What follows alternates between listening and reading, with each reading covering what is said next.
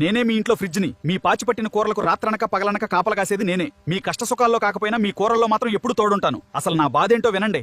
నా నెత్తి మీద ఆ తాళాలు, మందు బిళ్ళలు, కరెంటు బిల్లులు, ఖాళీ డబ్బాలు కారా, ఆ పూలకుండీలేంద్రా? అసలు నన్ను ఇంట్లో ఫ్రిడ్జ్ అనుకున్నారా, లేక మీ పాత సామాన్లన్నీ పెట్టుకునే ఫర్నిచర్ అనుకున్నారా? సగం నిమ్మకాయ పిండుకుని మిగిలిన సగం తీసుకొచ్చి నా డోర్లో ఇరికిస్తారు. అది ఎండిపోయి రాతి యుగంలో వాడే ఆయుధంలా గట్టిగా రాయిలా మారినా సరే దాన్ని బయట పారేయడానికి మీకు మనసొప్పదు కదా.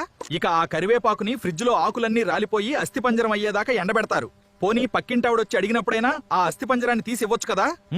ఆ ఒక్క చెంచా కూర మిగిలితే చాలు, దాన్ని తీసుకొచ్చి చాట భారతం అంత పెద్ద గిన్నెలో వేసి తోసేస్తారు. ఆ గిన్నె సైజుకి ఆ చెంచా కూరకి ఏమన్నా సంబంధం ఉందట్రా?